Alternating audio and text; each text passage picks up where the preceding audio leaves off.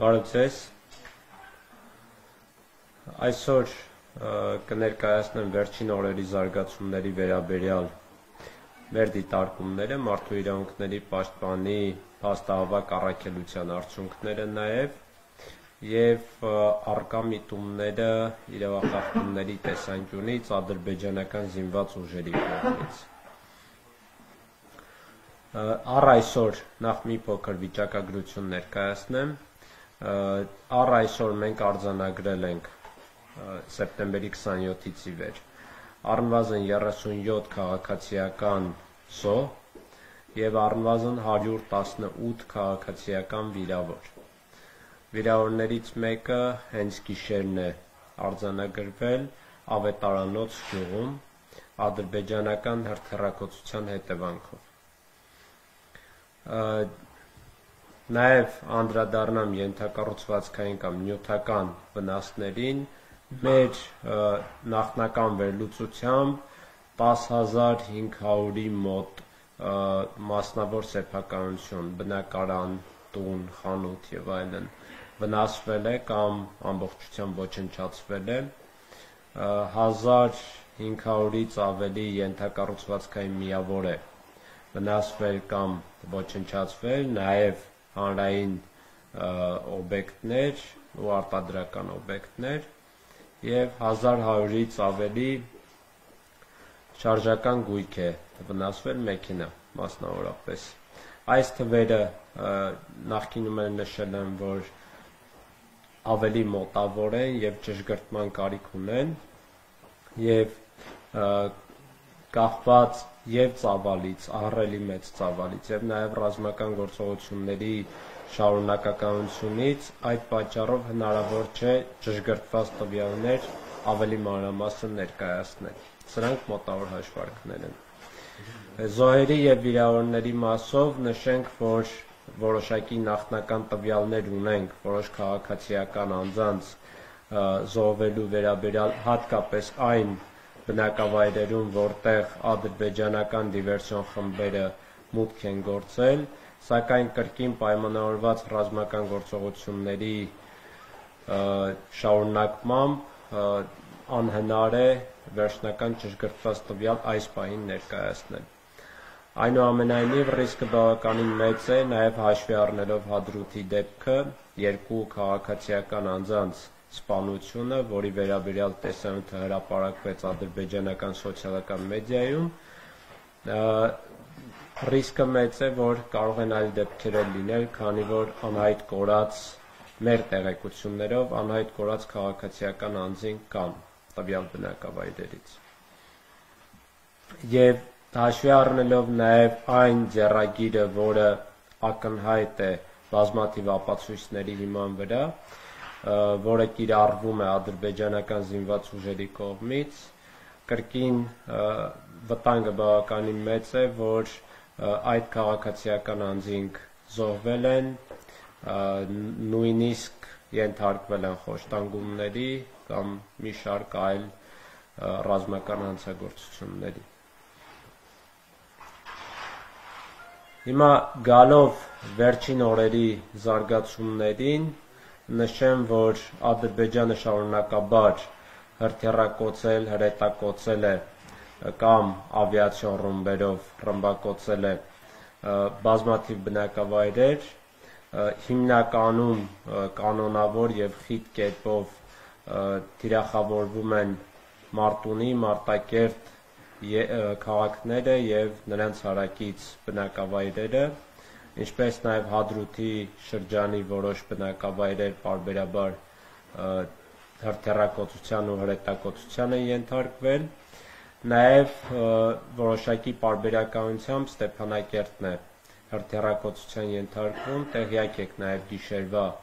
կամ երեկոյի դեպքերից, ըստ մեր վերլուծության նրանք կիրառել են պոլոնեզ տիպի հրթիռներ եւ թիրախավորել են ակնհայտորեն բացառապես քաղաքացիական օբյեկտներ, ներառյալ բնակելի հատվածներ, ենթակառուցվածքային միավորներ եւ արտադրական նշանակության օբյեկտներ։ Մասնավորապես որոշ բնակելի տներ են վնասվել է գազատար խողովակ, խոշոր տրամաչափի եւ արտադրական նշանակության որոշ օբյեկտներ են վնասվել։ Երեկվա դեպքից եւս ակնհայտ է, որ այդ հարձակումը դիտավորյալ էր, թիրախային էր եւ կրկին ամբողջությամբ որակվում է որպես պատերազմական հանցագործություն Ժնևյան կոնվենցիաներով։ Բարեբախտաբար վիրավորներ, զոհեր չեն արձանագրվել, բայց բավականին շատ նյութական վնասներ են արձանագրվել։ Մնացածը արդեն ավելի մանրամասն մենք ճշգրտում ենք եւ հետագայում կներկայացնենք։ Մարտունի Մարտակերտ քաղաքում եւս, ինչպես նշեցի, պարբերաբար թիրախավորումներ լինում են, կրկին գլխավորապես նյութական վնասներ են արձանագրվում, քանի որ մարդիկ զգուշավոր են, հասկանում են, որ ռիսկը մեծ է եւ գլխավորապես ապաստարաններում են լինում, դրա համար արդեն մարդկային զոհերի ու վիրավորների քանակը նվազում է, միտում չկա կտրուկ աճի, այսպես ասեմ։ Մեկ այլ խնդիր կուզեի արձանագրել, որ վերջին օրերին ինտենսիվորեն ադրբեջանական սոցիալական մեդիայում տարածվում են տարբեր լուսանկարներ եւ տեսանյութեր, որոնք հիմնականում լինում են ճիշտ, ոչ կեղծ տվյալներ, մեր վերլուծությունն է ցույց տալիս, եւ այդ լուսանկարներում ու տեսանյութերում տարբեր տիպի պատերազմական հանցագործություններ են ներկայացված լինում եւ դիակների ու ռազմագերիների հանդեպ ամարտկային վերաբերմունքի դեպքեր եւ գլխատման դեպքեր եւ նաեւ ռազմագերիներին հանրային հետաքրքրասիրության առարկա դարձնելու դեպքեր, ինչպես նաեւ ակնհայտ է երեք ու նախորդ օրը հրապարակված մի շարք տեսանյութերից, որ նրանք ռազմագերիների հանդեպ կիրառում են ճնշման միջոցներ, բարձր հավանականությամբ եւ ֆիզիկական եւ հոգեբանական, որպեսզի նրանց օգտագործեն ադրբեջանական քարոզչական թեզերը ներկայացնելու համատեքստում, ինչը միանշանակ անընդունելի է խստագույնս եւ կրկին խախտում է Ժնևյան կոնվենցիաների դրույթները, միջազգային մարդասիրական իրավունքի դրույթները։ Այս տեսանկյունից շատ կարևոր է, որ միջազգային հանրությունը պատշաճ ուշադրություն դարձնի այս դեպքերի վրա, որպեսզի կանխարգելի հետագա խախտումները եւ նաեւ երաշխավորի ռազմագերիների իրավունքների պաշտպանությունը Ադրբեջանում, նաեւ հայ զինծառայողների դիակների մասով բացառեն հետագա իրավախախտումները եւ ոտնձգությունները։ Այս համատեքստում շատ կարևոր է ընդգծել, որ Ադրբեջանը արդեն 2 անգամ հրաժարվել է հրադադարի պայմանավորվածությունները պահելուց, ինչի հետևանքով բավականին շատ հայ եւ ադրբեջանցի զինծառայողների դիակներ հնարավոր չի լինում մարտի դաշտից տեղափոխել եւ նաեւ փոխանակել ու հասցնել իրենց ընտանիքներին, ինչը ամարտկային վերաբերմունք է այդ դիակների հանդեպ։ Եվ այստեղ էլ մենք հետևություններ ունենք անելու եւ նաեւ միջազգային հանրությունը, քանի որ տպավորություն կա, որ Ադրբեջանը միտումնավոր չի համաձայնվում մարդասիրական հրադադարի պահպանմանը, որովհետեւ ունի բազմաթիվ զոհեր եւ չի ցանկանում այդ զոհերը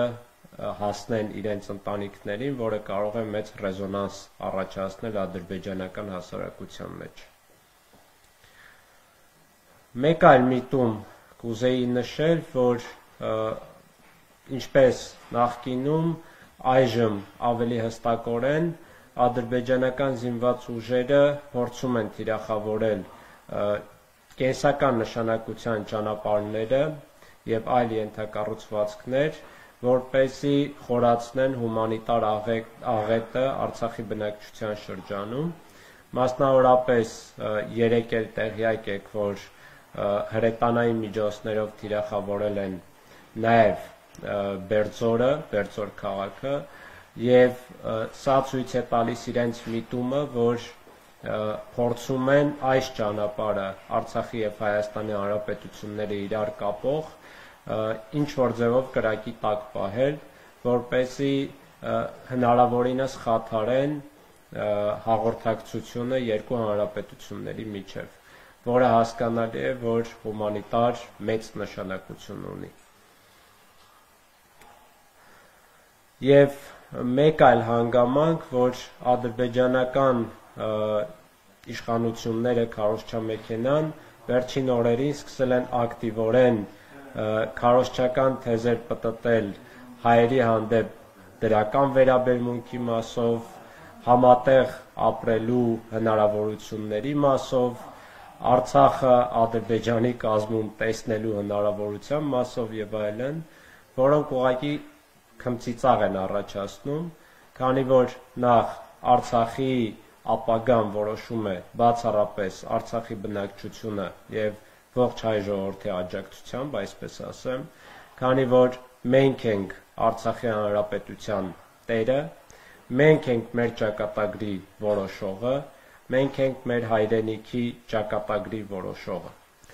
Հետևաբար որևէ խոսք չի կարող լինել Ադրբեջանի կազմում ապրելու հնարավորության մասին, դա պարզապես բացառվում է, առաջին հերթին, քանի որ մենք ունենք բացառիկ իրավունքներ մեր հայրենիքում ապրելու, եւ երկրորդ հերթին, քանի որ տասնամյակներ շարունակ պարզապես ադրբեջանական իշխանությունները այնպիսի քաղաքականություն են վարել, որ խորացրել են իրենց հասարակության մեջ հայերի հանդեպ ատելության մակարդակը եւ ուղղակի անհնար են դարձրել երկու ժողովուրդների համատեղ գոյակցությունը որևէ տեսանելի ապագայում, համատեղ գոյակցություն նկատի ունեմ նույնիսկ ուղղակի փոխշփումները, կապ չունի կարգավիճակի հետ սա։ Եվ դրա վառ ապացույցը նաև այս պատերազմի ընթացքում դրսևորված ատելության մեծ ալիքն է հայության հանդեպ, ներառյալ պատերազմական գործողությունների ժամանակ, բայց նաև սոցիալական մեդիայում, երբ իրենք հրապարակում են որևէ տեսանյութ կամ լուսանկար մեր ռազմագերիների կամ դիակների հանդեպ բացասական անմարդկային վերաբերմունքի, տեսնում ենք, թե ինչպիսի խրախճանք է ճակերտավոր ասած տիրում ադրբեջանական հասարակության մեջ։ Այնպես որ օր առաջ պետք է այս ատելության քարոզը դադարեցնել, եթե իրենք մտածում են հարևանություն անելու մասին։ Եվ սա նույնը սրա մասին պետք է մտածի նաև միջազգային հանրությունը, քանի որ միջազգային հանրությունը պատասխանատվություն է կրում այս ամենի համար։ Պատասխանատվություն է կրում, քանի որ ակնհայտ էր տարիներ, տասնամյակներ շարունակ, որ այս ատելության քարոզը մեկ օր կարող է պայթել եւ շատ լուրջ հումանիտար աղետի հանգեցնել ողջ տարածաշրջանում։ Եվ կարճ նշեմ, որ այս ժամանակահատվածում Մարդու իրավունքների պաշտպանի թիմը շարունակել է փաստահավաք առաքելությունը, նաև առանձին զեկույցներով ենք հանդես եկել, նշել եմ նախորդ ասուլիսի ժամանակ, որ մեկ փակ զեկույց ներկայացրել ենք համապատասխան մարմիններին միջազգային լսարանների հիմնականում անմարդկային վերաբերմունքի մասով, շուտով պատրաստելու ենք, արդեն նախագիծը պատրաստ է երկրորդ փակ զեկույցը այս առումով, նաև հրապարակել ենք Շուշիի Ղազանչեցոց Սուրբ Ամենափրկիչ եկեղեցու հանդեպ ոտնձգության վերաբերյալ առանձին բաց հրապարակային զեկույց, որը արդեն տարածել ենք համապատասխան իրավապաշտպան կառույցների շրջանում, այստեղ էլ մեր վերլուծությունը ցույց է տալիս, որ ակնհայտ էր դիտավորությունը հենց հոգևոր նշանակության եւ հայության համար բացառիկ սիմվոլիկ նշանակություն ունեցող եկեղեցուն հարվածելու մասով։ Այսքանը մենք շարունակում ենք մեր փաստահավաք առաքելությունը, ընթացքում էլի թարմացումներով հանդես կգանք։ Շնորհակալություն։ Եթե կան հարցեր, խնդրեմ։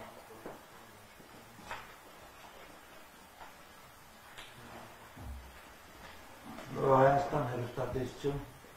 խնդրեի ընդհանրացումներ անել այս պատերազմական հանցագործությունները ունեն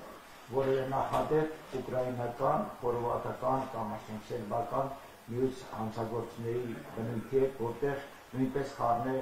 թուրքական մատը, թուրքական ձեռք և թուրքական ձեռքբերում։ Արհեստավար շարունակություն չեմ կարող անել, քանի որ այդ կոնֆլիկտների մանրամասն հետազոտություն չեմ կատարել պատերազմական հանցագործությունների մասով, սակայն այն, որ թուրքական ձեռագիրը այստեղ ակնհայտ է այս հանցագործություններում, դա անվիճելի է։ Դա տեսանելի է և սիրիական հակամարտության մեջ առկա դրսևորումների նմանությամբ, մասնավորապես գլխատման դեպքերով, ռազմագերիների հանդեպ անմարդկային վերաբերմունքով, քարոզչական տարբեր անընդունելի հնարքներով, այսպես ասեմ, այսինքն հոգեբանական տեռորով մեր հասարակության հանդեպ եւ այլն եւ այլն։ Սակայն ամենակարևոր թուրքական ձեռագիրը, որը տեսանելի է, այն է, որ ահաբեկչական, թուրքական եւ ադրբեջանական ուժերի ընդգրկմամբ ակնհայտորեն իրենք նպատակ ունեն հասնել Արցախի բնակչության հանդեպ ցեղասպանական ակտերի իրականացման, որը Թուրքիան տարեր շարունակ կատարել է տարբեր ժողովուրդների, այդ թվում հայերի հանդեպ, եւ հիմա էլ կատարում է նաեւ Մերձավոր Արևելքում։ Կխնդրեինք ձեր խորհուրդները, նույնիսկ հրահանգները շատ օգտատերերի համացանցում, բլոգերների եւ շատ ակտիվ մասնակիցների ինչպիսի վերաբերմունք, ինչպիսի ճիշտ մոտեցում հանդես բերեն ռազմական հանցագործությունների թեմային եւ հատկապես հումանիտար աղետի վերաբերյալ թեմային։ Ինչպիսի խորհուրդներ եւ ինչպիսի հրահանգներ կարող եք Իմ գլխավոր խորհուրդը ու խնդրանքն այն է, որ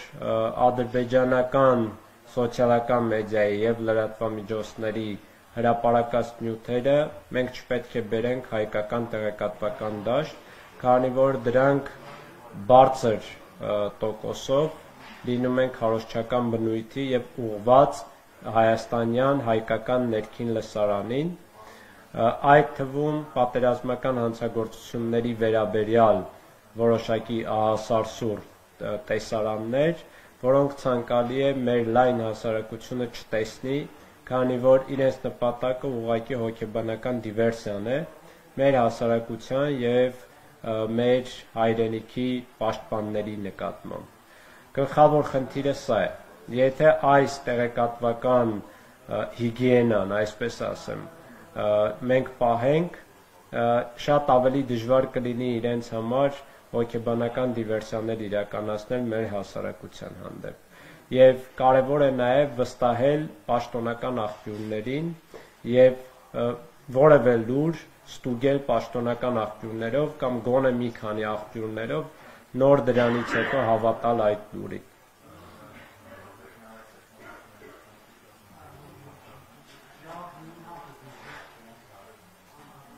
Վերջ։